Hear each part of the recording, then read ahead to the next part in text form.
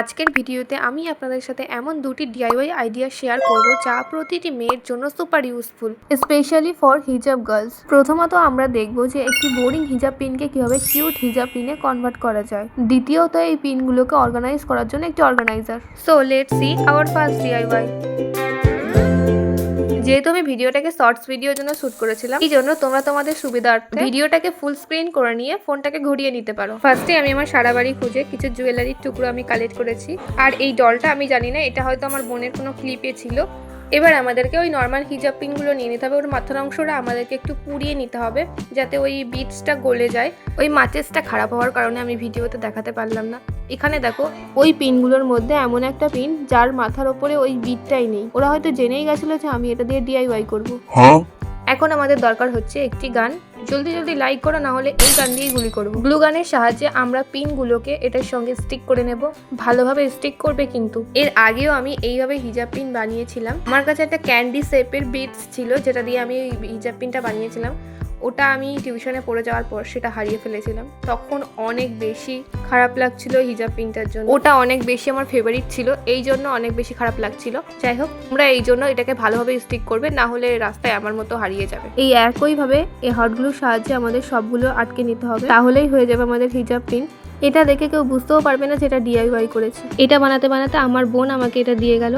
এটার মধ্যেও দেখো একটা বিটস রয়েছে, ওটা দিয়েও একটা হিজাব পিন করব একই প্রসেসে। এগুলো দেখে তো একদম মার্কেট থেকে কিনে আনা এইরকমই মনে হচ্ছে। আমাদের সবার বাড়িতে এইরকম কিছু বিটস এমনিই পড়ে থাকে, সেগুলো দিয়ে আমরা যদি এরকম কিউট হিজাব পিন করে নিতে পারি তাহলে আমরা মার্কেট থেকে কেন কিনবো, তাই না?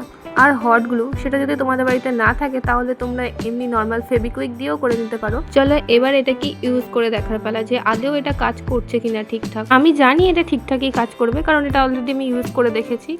এই বাটারফ্লাই পিনটা দেখো, এটা অনেক বেশি সুন্দর লাগছে। এবার তো আমার ফেভারিট এটাই হবে। চলো বেশি কথা না বাড়িয়ে নেক্সট ডিআইওয়াই এর দিকে যাওয়া যাক।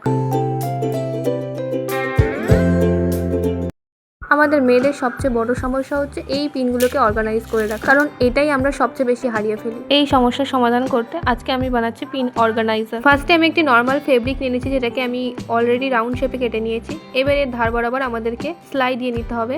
আবার সেলাই? সিমরিন, ওটা সেলাই নয়, সেলাই। এটাকে আর ভুল করিস না। এই ভিডিওটা আমি যখন শর্টসে পোস্ট করেছিলাম তখন ঠিক আমি এই ভুলটাই করেছিলাম, আর এই বিষয়টা নিয়ে পুরো কমেন্ট বক্স ভরে গেছিলো। আর একটা ছিল যে আমি দেন কথাটাকে অনেক বেশিবার ব্যবহার করে ফেলেছিলাম, এটা নিয়েও অনেকে বলেছিল।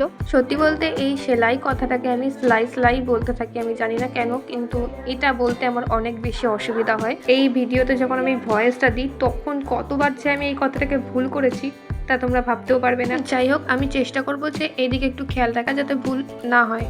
ওর মধ্যে কটনগুলোকে ফিল করার পর ওই থ্রেড দুটো দিয়ে টান দিলেই দেখবে ঠিক এই রকম হয়ে যাবে। তারপর আমাদেরকে মজবুত বা টেকসইয়ের দিকে খেয়াল রেখে আমাদেরকে আরো দুটো সেলাই দিয়ে নিতে হবে। এবার আমরা ঠিক যে কালারের কটন নিয়েছিলাম ওই রকম কালারের আমাদেরকে উল নিয়ে নিতে হবে। একটু ডিপ হলে সমস্যা নেই, কিন্তু চেষ্টা করবো ওর মতো কালারটা যেন হয়। লাইট আর ডার্ক হলে সমস্যা নেই, কিন্তু কালারটা একই রকম রাখতে হবে, তাহলে দেখতে একটু বেশি সুন্দর লাগবে। এবার আমরা যে কুশান মতো বানিয়েছি ওটার গায়ে আমাদেরকে উলটাকে জড়িয়ে নিতে হবে, ঠিক যেভাবে আমি জড়াচ্ছি। প্রসেসটা তোমরা ভিডিওতে ভালোভাবে দেখলেই বুঝতে পেরে যাবে। আমি এখানে এটাকে একটা পামকিনের শেপ দেবো, এই জন্য ঠিক এইভাবে আমরা জড়িয়ে নিচ্ছি। এবার ওর মিডিল পোর্শনে আরো দুটো তিনটে সেলাই দিয়ে নিতে হবে যাতে প্রপার পামকিনের শেপটা আসে। এটা ভিডিওটাকে ভালোভাবে খেয়াল করে দেখো যে আমি ঠিক কিভাবে দিচ্ছি। এই সেলাইটা আমাদেরকে অনেক বেশি টাইট টাইট করে দিতে হবে, ঠিক যেমন রিয়েল পামকিনের মিডিল পোর্শনটা একটু নিচের দিকে নেমে থাকে। আমি এখানে ঠিক ওই রকমই একটা শেপ দিতে চাইছি, এখানে টাইট টাইট করে সেলাই দিয়ে। দেখো একদম প্রপার পামকিনের মতো শেপ চলে এসছে, কিন্তু এখানে একটা কিছু মিসিং মিসিং মনে হচ্ছে, তাই না? ওই যে পামকিনের একটা বোটা বা স্টেম থাকে না, ওটাই এখানে মিসিং। ওটা বানানোর জন্য আমি একটি নর্মাল পেপারকে ফোল্ড করে একটা স্টিক মতো বানিয়ে নিয়েছি। ও দুই মাথার অংশটা অল্প অল্প করে আমাদেরকে কাট দিয়ে নিতে হবে। এবার আমাদেরকে ওই স্টিকটাকে চেপে চেপে একটা পামকিনের বোটার শেপে আনতে হবে। প্রসেসটা তোমরা ভালোভাবে ভিডিওতে খেয়াল করো, তাহলেই বুঝতে পারবে। অ্যাকচুয়ালি এটাকে চেপে চেপে আমি একটু মজবুত করতে চাইছিলাম যাতে পামকিনের বোটার শেপটা দেওয়ার সময় ওটা দুমড়িয়ে না যায়, একটু মজবুত হয়। এবার আমাদেরকে ওই সেম ইয়েলো কালারের উল নিয়ে ওই স্টেমটাই ভালোভাবে জড়িয়ে দিতে হবে যেন কোনো দিক দিয়ে সাদা অংশটা না দেখা যায়। ঠিক এই এইভাবে জড়াতে হবে আমাদের। শেষে উলটাকে স্টিক করে দিতে হবে গ্লু দিয়ে। সাদা অংশগুলো দেখা গেলে ওগুলোকে শেষে একটু করে কাট করে নিতে পারো। আমিও সেম প্রসেসটাই করেছি, কিন্তু এই প্রসেসটা আবার রেকর্ড করা হয়নি। এবার ওই স্টেমটাকে পাম্পকিনের সঙ্গে অ্যাটাচ করে নিলেই রেডি হয়ে যাবে আমাদের পাম্পকিন। চেষ্টা করবে এটাকে ভালো কোনো গ্লু দিয়ে আটকানোর। আমি এখানে হট গ্লু ইউজ করেছি, ফেভিকুইকও ইউজ করতে পারো। ফাইনালি রেডি আমাদের pin organiser. Let's watch some cinematic shorts.